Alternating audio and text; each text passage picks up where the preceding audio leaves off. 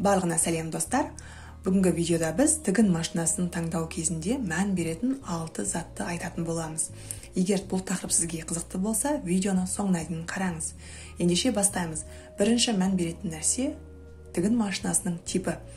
Экранда көріп тұрғаныңыздай, бұл электромеханикалық тігін машинасы. Және екінші түрі ол компьютерлік тігін машинасы болып табылады.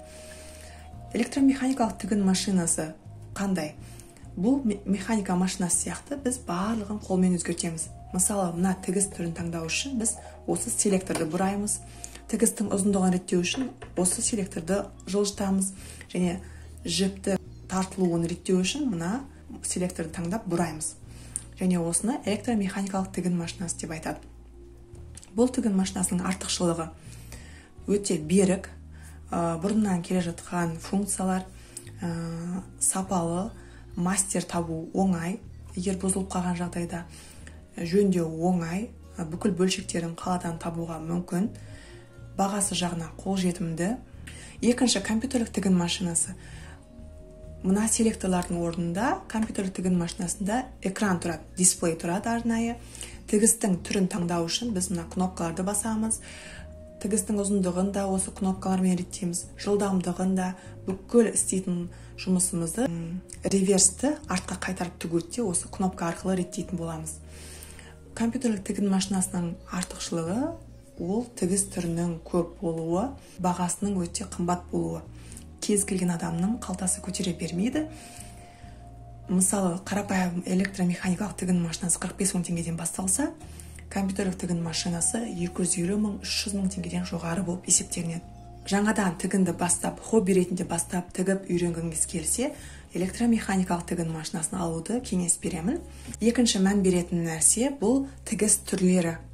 Көбінесе тігіс түрі қаншалықты көп болса, машинканың бағасы да соншалықты қымбат болады. Мысалыға, мен мына тігін машинасын 5 жыл қолданып келемін. Сол аралықтың ішінде мен ABC мен мына ілмек жасауды ғана қолданып келем. Қалғандары маған қатты қажет емес, өте сирек қолданам. Жалпы менде 14 тігіс түрі бар екен. Сол маған жеткілікті. Кейбір машиналарда 108-200 тігіс түрі болады, соған сай бағасы да өседі. Егер жаңадан бастап жатқан болсаңыз, сізге түзу тігіс пен зигзаг болса, және ілмек жасайтын функциясы болса жеткілікті. Үшінші мән беретін нәрсе бізде мына тігін платформасы. Осының осылай ашылатын бөлігі болуы қажет. Яғни біз жеңді, балақты тіккен кезде осы жерге салып тігеміз.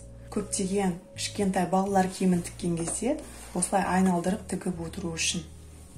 Осындай панели болғанына мән беріңіз.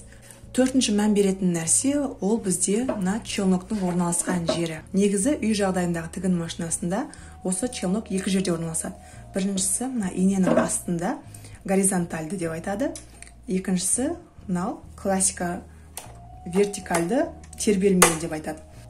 Енді горизонтальды тігін машинасының бір артықшылығы ол өте тыныш тігеді. Бұған арнайы жіпті қолданасыз, көбінесе жұқа жіптерді. Қалың жіпті, кез келген жіпті бұл тіге бермейді. Және сабақтау, осы астыңғы жіпті сабақтау кішкене күрделі. Енді өзімізді вертикальды тербелмеліге келсек, бұның кемшілігі жоқ деп ойлаймын. Көбінесе бұны сабақтау қиын деп айтады адамдар.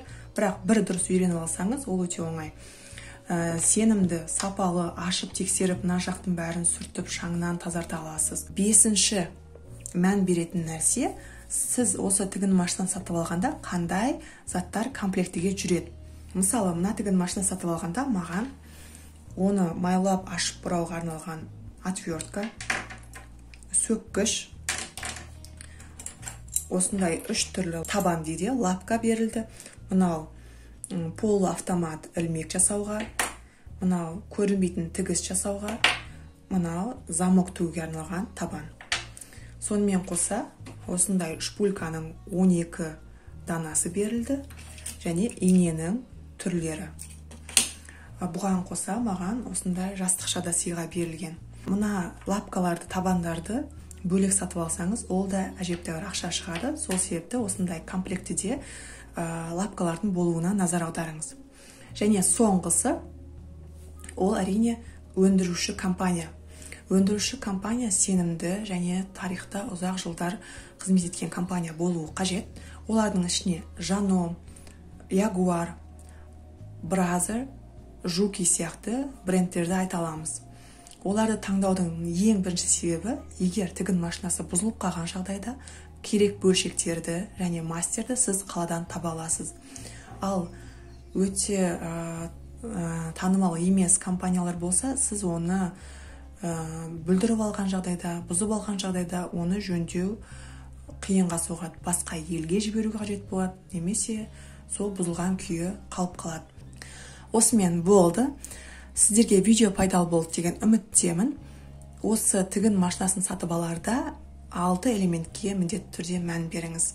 Және арманыңыздағы тігін машинаңызды сатып алыңыз. Келесі кездескенше.